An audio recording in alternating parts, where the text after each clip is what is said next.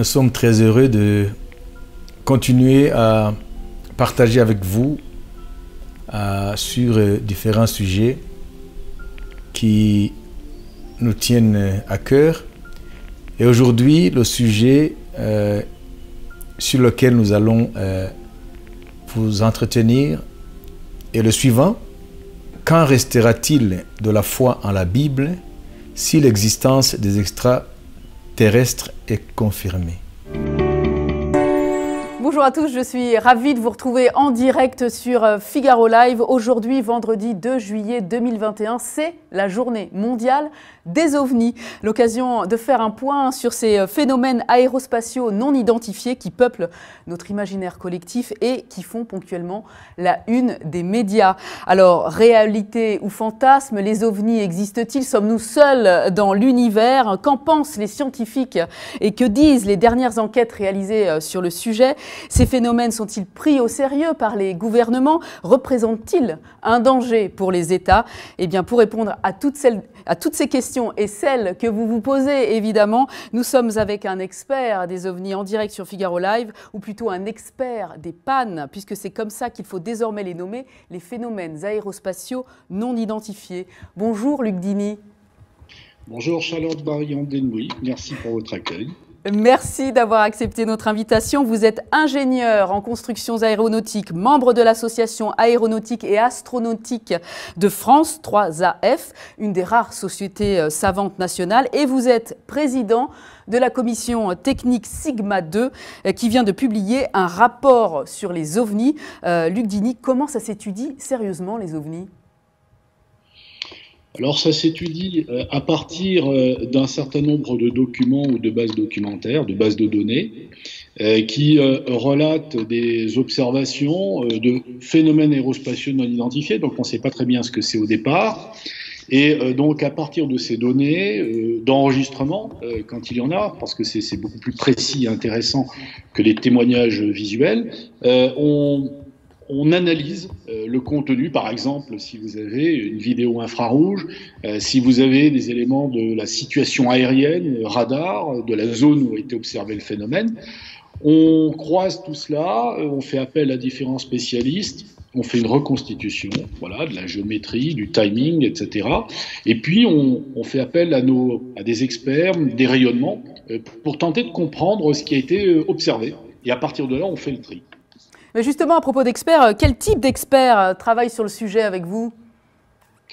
En fait, il y a une grande diversité. Bon, il y a à peu près entre 15 et 20 personnes qui contribuent, avec des expertises qui vont de la médecine des rayonnements, en passant par la détection infrarouge, les rayonnements infrarouges, la détection électromagnétique, radar. Il y a des pilotes de chasse, il y a un astronaute qui est Jean-François Clairvoy. Vous avez également des spécialistes de physique quantique, des plasmas. Donc vous voyez, voilà, spécialistes de l'observation, spécialistes des rayonnements, médecine, etc.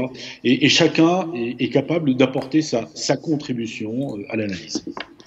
Si vous venez de nous rejoindre en direct sur Figaro Live et sur YouTube, nous sommes aujourd'hui en direct pour vous parler des ovnis avec un expert du sujet, Luc Dini. Il est avec nous en ce moment pour répondre à toutes vos questions. On espère de nombreuses questions de votre part et des commentaires. À propos de précisions à donner, je disais dans cette introduction, pourquoi vous préférez parler désormais plutôt de PAN ou de PAN, P-A-N, plutôt que de dire OVNI, Luc Dini ? Alors, c'est pas désormais. En fait, c'est l'effet de mode et les événements de ces jours-ci qui mettent sur la scène le mot PAN et en réalité, par effet miroir, des UAP américains pour Unidentified Aerial Phenomena. En fait, cette appellation existe depuis longtemps et pour tout vous dire, le GEPAN, qui existe depuis 1977, comporte dans son nom les 3 lettres PAN. Et vous voyez, ça date de 1977, donc pour nous, c'est pas très récent. Et pour aller jusqu'au bout des choses, au début de l'étude de ces phénomènes, dans les directives qui avaient été données en France et qui remontent aux années 50, on parlait à l'époque des MOC, pour mystérieux objets célestes. Bon, en réalité, PAN, ça veut dire l'ensemble des phénomènes qui sont, je dirais, assez étranges, observés dans le ciel ou ailleurs, et qui nécessitent finalement des enquêtes et des études. D'où la création du GEPAN France en 77. Voilà.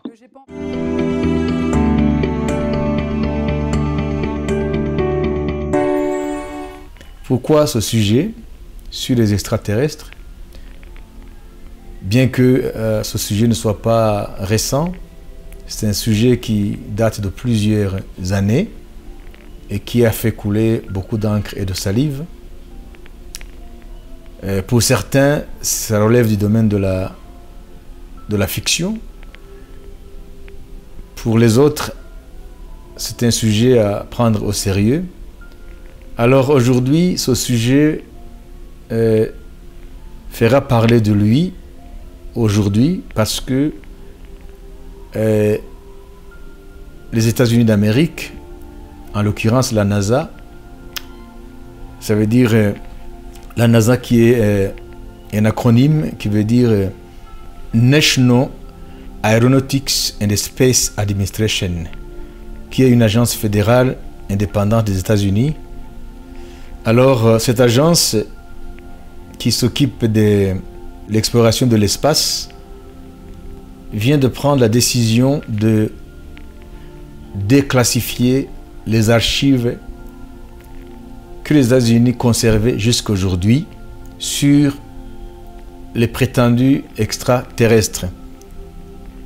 Donc, la NASA avait dans ses archives beaucoup de témoignages sur les extraterrestres. Alors aussi aujourd'hui, la NASA a opté pour déclassifier, ça veut dire mettre à la connaissance du public tout ce qu'ils ont comme documents sur les extraterrestres. C'est qu'il y a une raison. Il est dit que depuis 2018, ça veut dire ces 3 dernières années, il s'est avéré que il y a beaucoup de phénomènes dans l'espace, des phénomènes intrigants, ça veut dire des phénomènes qui ne sont pas explicables jusqu'à aujourd'hui.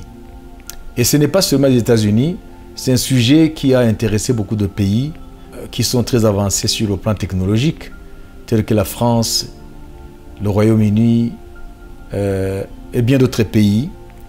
Alors aujourd'hui, ce sujet sort du domaine du tabou pour qu'il soit discuté scientifiquement. Voilà pourquoi je juge ce sujet pertinent aujourd'hui, que ce soit pour les croyants que pour les incroyants. Des rumeurs de petits bonhommes verts, de soucoupes volantes. Alors, en fait, c'est tout sauf un sujet farfelu et on s'en rend compte puisque le Pentagone lui-même, aux États-Unis, doit rendre un rapport dans quelques jours.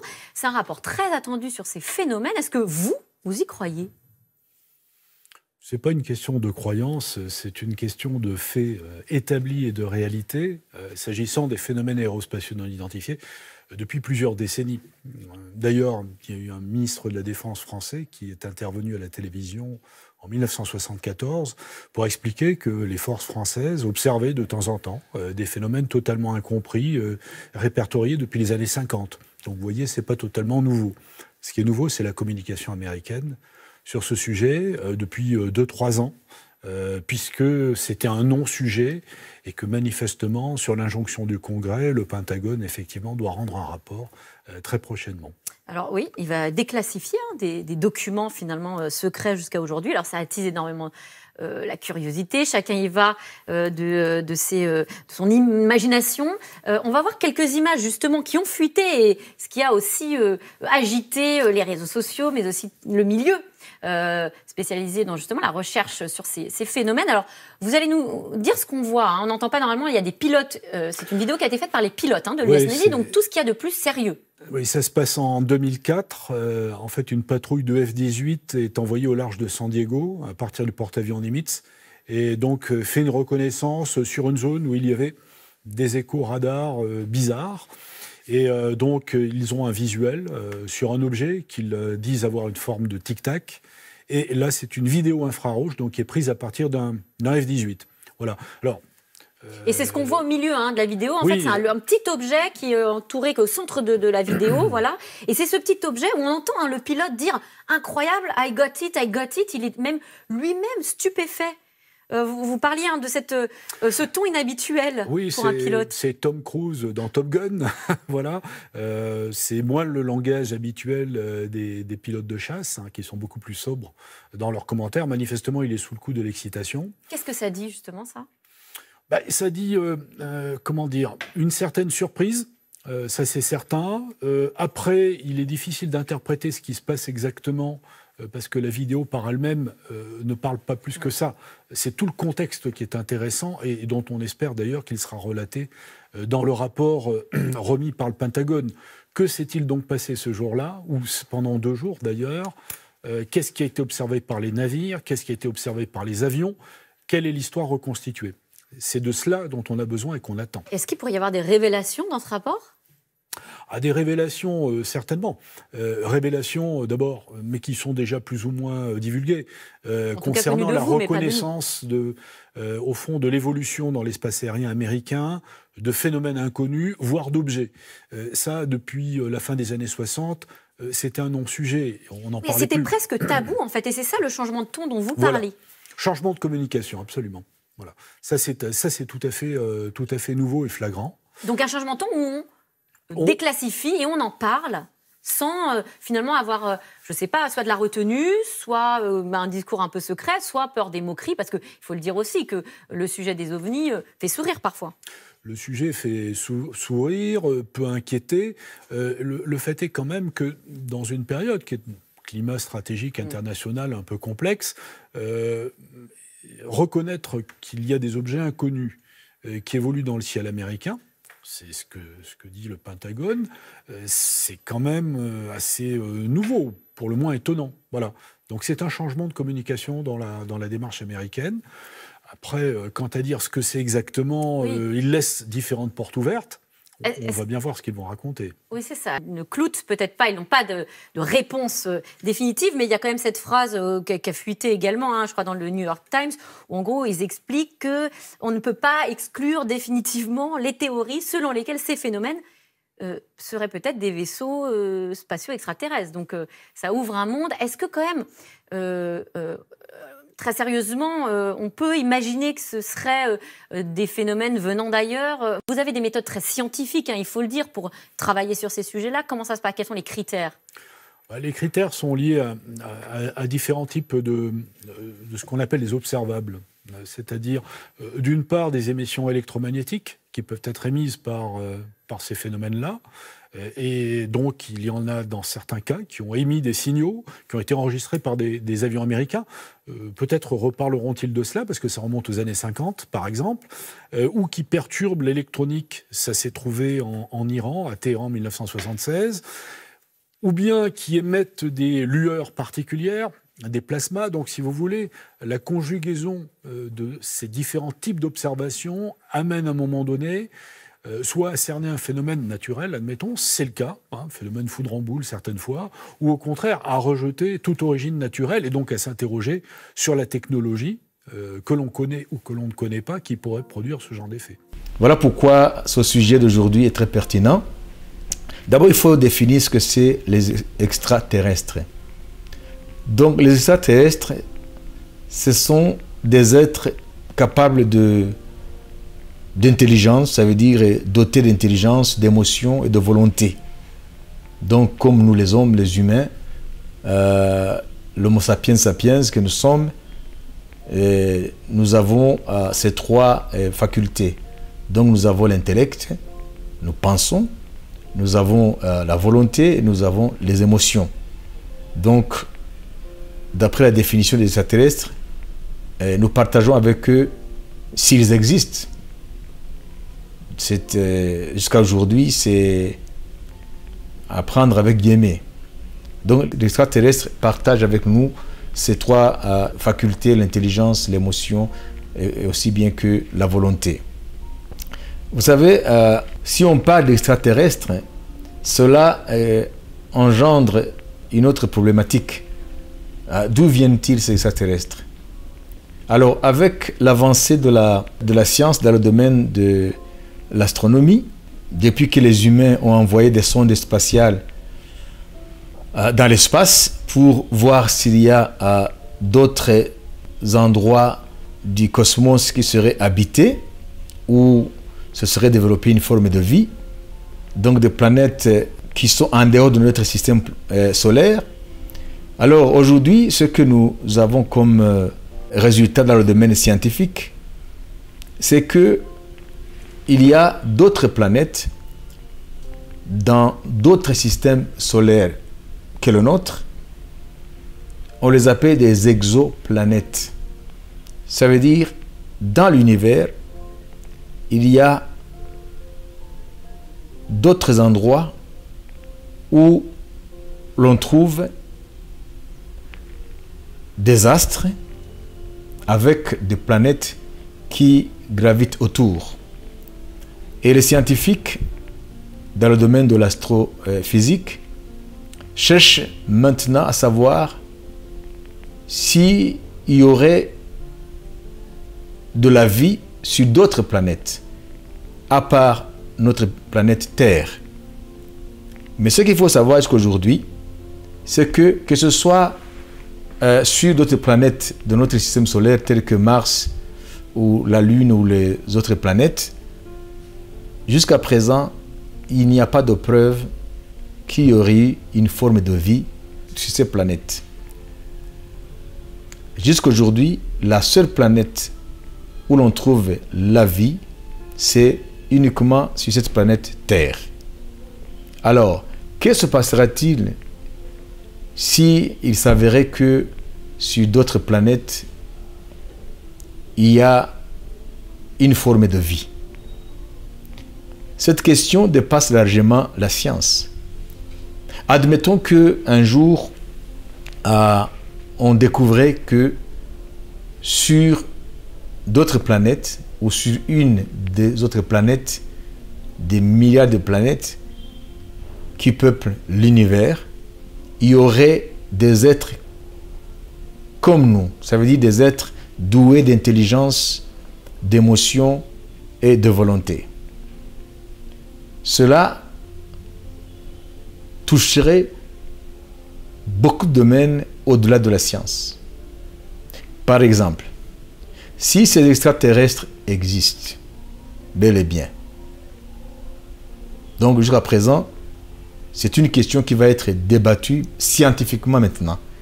Ce n'est plus des fictions, ce n'est plus un sujet digne des films hollywoodiens, c'est un sujet maintenant que les grandes nations développées scientifiquement, très avancées en technologie, jugent maintenant pertinent qu'il faut que la question soit étudiée scientifiquement, afin que une conclusion définitive soit tirée de ces prétendues rencontres avec les extraterrestres ou cette prétendue existence d'enjeux spatiaux outre que les enjeux fabriqués par les hommes.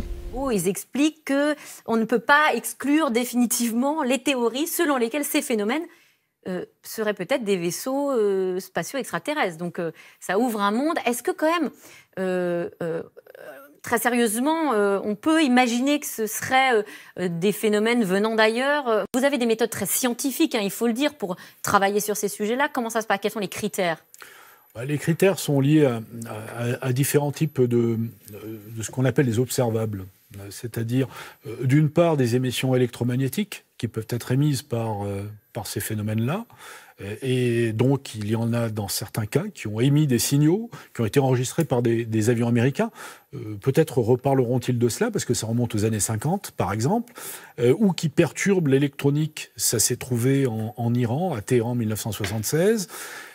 Ou bien qui émettent des lueurs particulières, des plasmas. Donc, si vous voulez, la conjugaison de ces différents types d'observations amène à un moment donné, ou au contraire, à rejeter toute origine naturelle et donc à s'interroger sur la technologie que l'on connaît ou que l'on ne connaît pas qui pourraient produire ce genre d'effet. Et les trajectoires, par exemple, vous les étudiez aussi? Ça peut être un signe? Ah oui, les trajectoires et les cinématiques sont une caractéristique. Il y a plusieurs caractéristiques. Le changement de vitesse, les accélérations brutales. Au lieu de suivre une ligne droite, par exemple, de quitter cette trajectoire et de partir en angle droit. Il n'y a pas un avion qui vole comme ça. D'accord. Vous avez donc les émissions électromagnétiques, les émissions de plasma. Voilà, ça, ce sont quand même des caractéristiques particulières. Au fond, il n'y a pas de laboratoire qui, a priori, aujourd'hui, sache faire voler un aéronef qui passe d'une vitesse nulle à Mach 10 ou qui change de trajectoire à 90 degrés, voire qui part en sens inverse. Ça a été constaté, et y compris dans les années 50. Donc, c'était déjà pas les technologies d'aujourd'hui. Donc, vous laissez la porte ouverte? On laisse la porte ouverte et on a bien envie, surtout, de consulter les données, parce que ce n'est qu'à partir de là que les scientifiques peuvent se mettre au travail. Donc, vous lirez avec grande attention le rapport du Pentagone déclassifié dans quelques jours, et nous aussi, d'ailleurs. Merci beaucoup, Luc Dini, d'être venu sur notre plateau. Merci, Mélanie. Merci à vous. D'après ces témoignages, qui sont contenus dans les archives des États-Unis, à la NASA, ou en France, ou dans d'autres agences de ce genre, qui s'intéressent à l'existence des extraterrestres. Ces archives renferment des témoignages des engins qui ont été vus, ça veut dire des engins, des aéronefs, des objets volants qui ne sont pas identifiés, qu'on appelle en français les ovnis, ça veut dire objets volants non identifiés. Donc, paraît-il que les pilotes de ces agences qui se lancent dans l'exploration de l'espace ont vu dans différentes périodes ces objets qui ne sont pas identifiés jusqu'à aujourd'hui. Et ils affirment que ces objets défient les lois physiques de l'univers. Ça veut dire que ces objets n'interagissent pas avec notre monde physique selon les lois physiques. Donc pour eux, c'est intriguant. Alors, l'hypothèse est que il se pourrait que ces extraterrestres viennent d'une civilisation très avancée sur le plan intellectuel et sur le plan technologique. Alors, cela inquiète à plus haut degré ces pays qui ont ces archives ou ces témoignages. Alors, le problème est le suivant.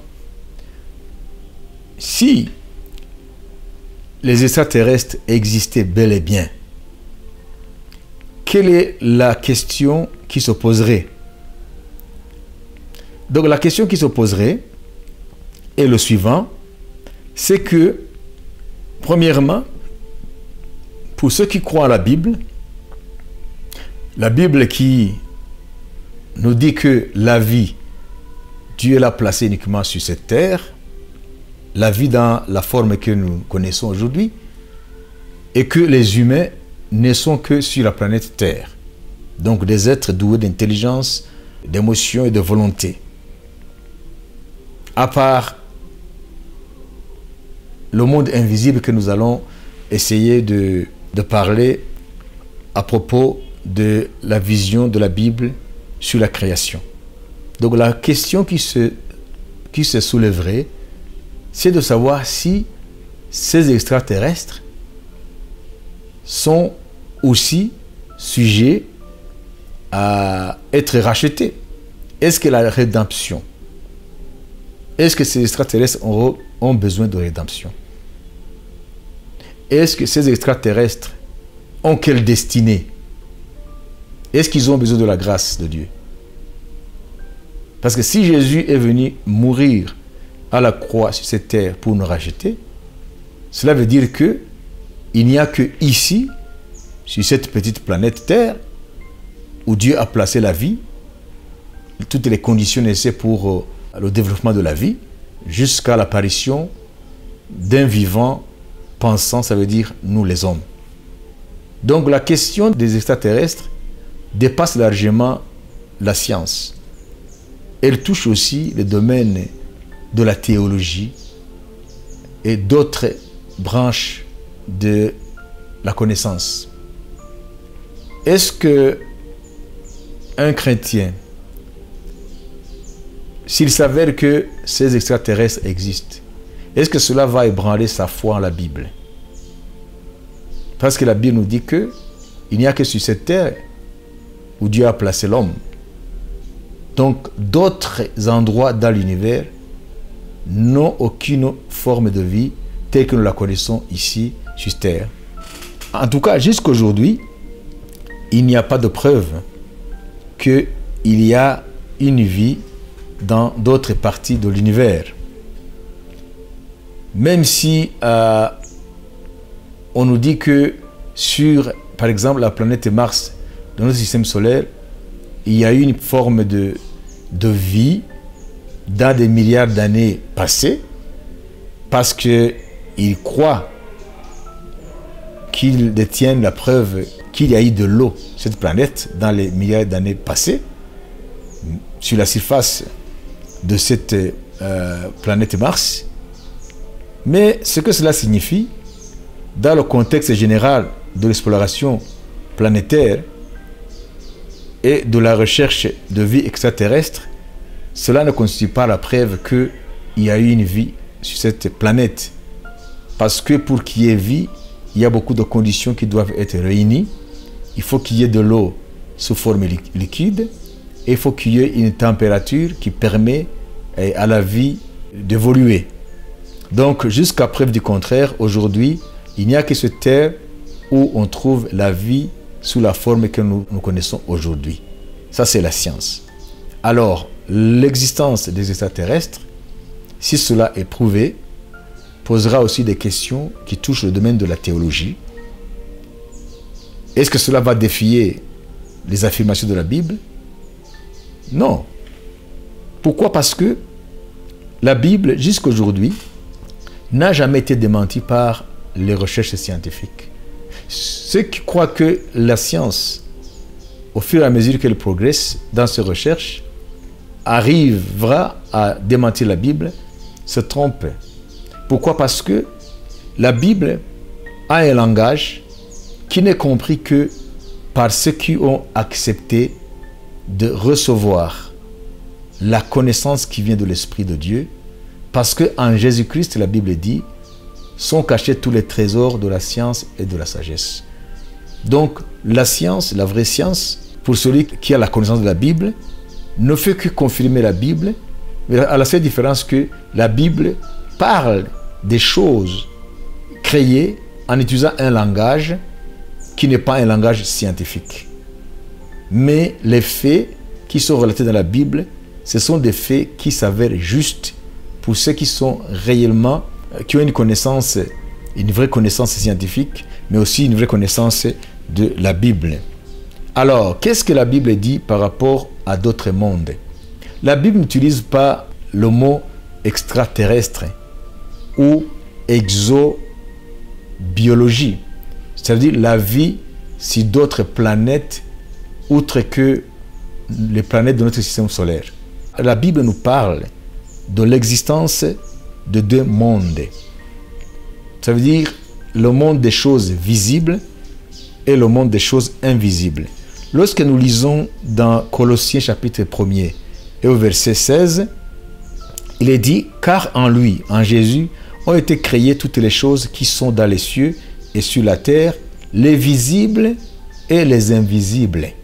Trône, dignité, domination, autorité, tout a été créé par lui et pour lui. » Donc vous voyez, la Bible ici révèle qu'il y a deux mondes. Le monde sensible, le monde que nous pouvons appréhender avec nos sens physiques. Ça veut dire l'ouïe, l'odorat, la vue, le toucher, etc. La Bible aussi parle des choses invisibles. Donc il y a des créatures invisibles.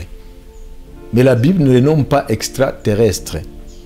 Parce que s'il faut prendre ce concept d'extraterrestre, c'est que ces êtres vivent sur dans un autre endroit de notre univers physique.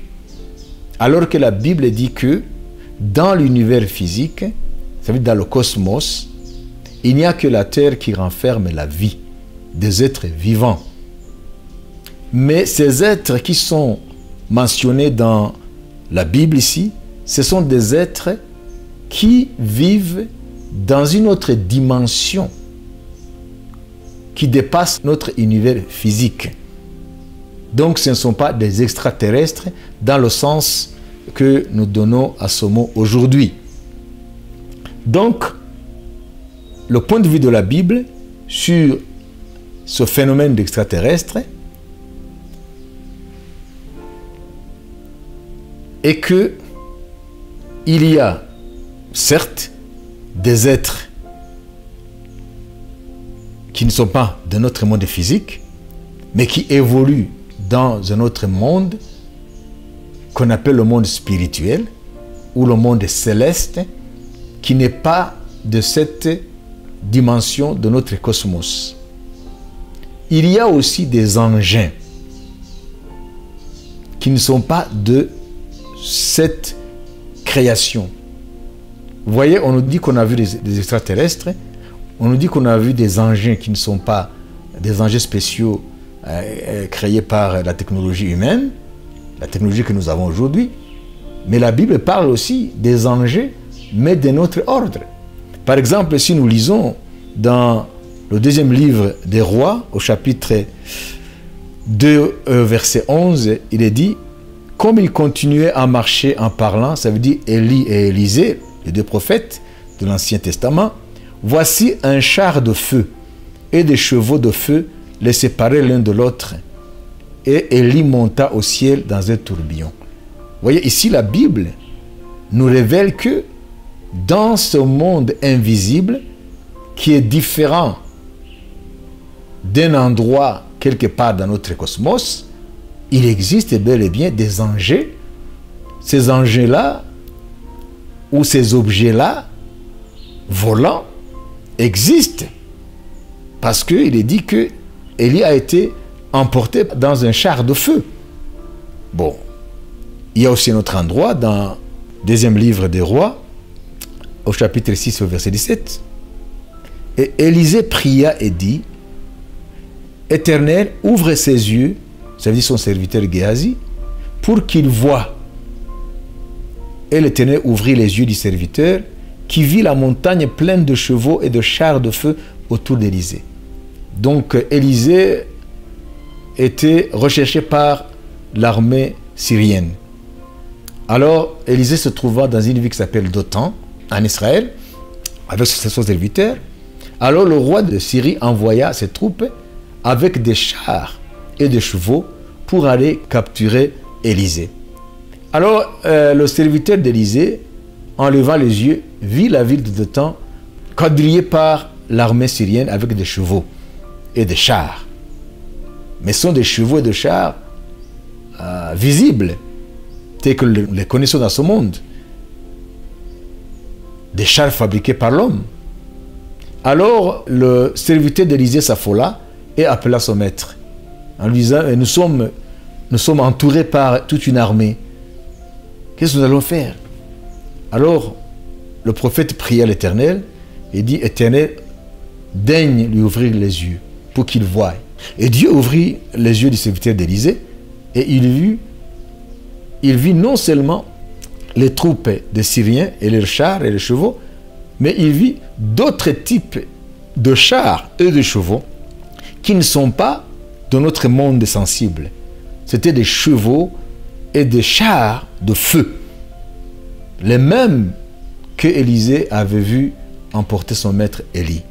Donc voyez-vous ici, il y a un parallélisme entre ce qu'on raconte sur les extraterrestres, soi-disant venus d'autres parties du cosmos, ce qu'aujourd'hui on peut appeler dans d'autres exoplanètes, c'est-à-dire des planètes qui ne font pas partie de notre système solaire, parce que maintenant avec la science nous savons que dans l'univers il y a toute une multitude de soleils et des planètes qui gravitent autour, mais il n'y a pas de preuve qu'il y a une forme de vie quelconque sur ces planètes-là. Donc ici, maintenant, le parallélisme est le suivant. Ici, nous parlons des extraterrestres et la Bible nous parle d'un monde invisible, mais pourtant réel, qui renferme en son sein des êtres doués d'intelligence, doués d'émotions, doués de volonté, mais aussi des objets, des engins qui ne sont pas gouvernés par les lois physiques de notre univers. Alors, qu'est-ce qu'il faut conclure en tant que chrétien une fois déclaré que les extraterrestres existent bel et bien et que ces objets volants, ces engins de l'autre monde, quelque part sur notre planète, existent aussi, d'après les archives que détiennent les Américains, les Français et d'autres puissances de ce monde. Mais ce qu'il faut savoir, c'est que si il s'avère que ces extraterrestres existent avec leurs engins d'une haute technologie, cela n'ébranlera en rien la foi que nous avons à la Bible. Pourquoi? Parce que le monde invisible est capable de faire irruption dans notre monde matériel. Parce qu'il y a deux mondes invisibles, le monde invisible de Dieu, dans lequel sont les anges de Dieu, les saints anges, et aussi les esprits des saints, qui ne sont plus de ce monde. Il y a aussi le monde invisible de Satan, que la Bible qualifie de monde de ténèbres, dans lequel se trouvent les anges déchus, les démons et les esprits impurs qui malmènent le monde, qu'on qualifie de puissance du mal. Alors, ces deux mondes peuvent faire irruption dans notre monde physique. Nous l'avons vu dans le domaine de la Bible, que ce monde est venu prendre Élie. Et les humains, ça veut dire Élisée, a vu cela, a vu ces chars. Le serviteur d'Élisée Géasi, il a vu de ses yeux de chair. Il a vu les chars venus du ciel, les chars de feu. Ça veut dire que, quelle que soit la conclusion qui sera apportée par les études qui vont être menées sur ces archives concernant les extraterrestres et les objets volants non identifiés, cela ne va en rien ébranler la foi en la Bible. Parce que la Bible dit clairement qu'il y a des moments où le monde invisible, le monde spirituel, avec les êtres qui renferment, peuvent envahir, peuvent venir dans ce monde visible et quelques humains peuvent les voir. Alors, pour nous, nous ne pouvons que conclure en disant que ce soit le monde visible avec tout ce qui renferme, ça veut dire la création visible, et les êtres de chair et de sang, des êtres vivants,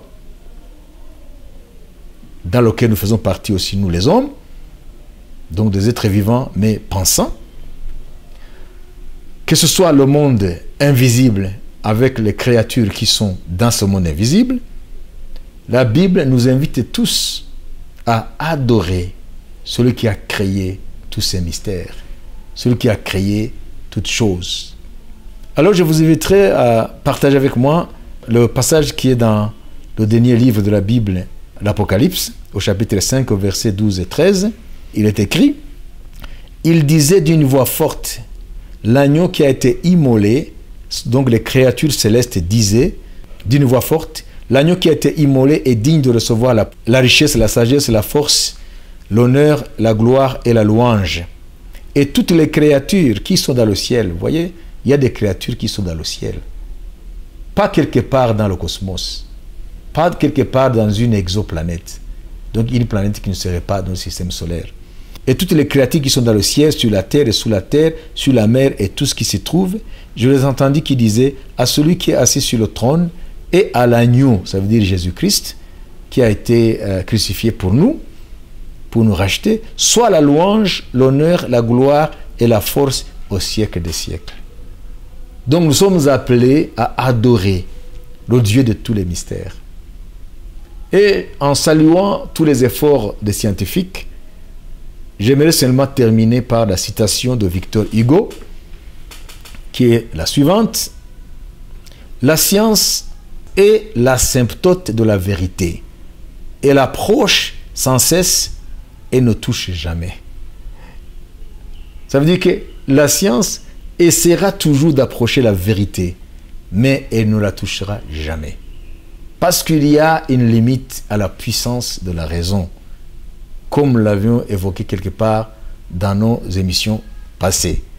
Donc, cette citation de Victor Hugo, je vous la dédie, vous tous, qui sont en quête de la vérité, que ce soit sur les extraterrestres et les objets volants non identifiés jusqu'à aujourd'hui, que ce soit sur les vérités bibliques de l'existence d'autres êtres dans le monde invisible, même des engins caractéristiques de ce monde invisible qui ne respectent pas ou qui ne sont pas gouvernés, qui ne sont pas soumis aux lois physiques de notre monde, parce qu'effectivement, ils viennent d'un monde, d'une autre réalité. Alors aujourd'hui, avec cette déclassification des archives de la NASA sur les extraterrestres et les objets volants non identifiés, ces engins qui ne sont pas identifiés, qui soi-disant venant d'autres endroits de notre cosmos, je dirais tout simplement courage dans vos recherches scientifiques, mais ce qui est sûr, la Bible reste inébranlable et le restera éternellement, parce que c'est la parole infaillible, immuable du Dieu créateur, le Dieu de tous les mystères. Et son nom en hébreu, parmi d'autres noms, il est appelé El Olam, le Dieu de tous les mystères. À lui soit la gloire au siècle des siècles. Amen.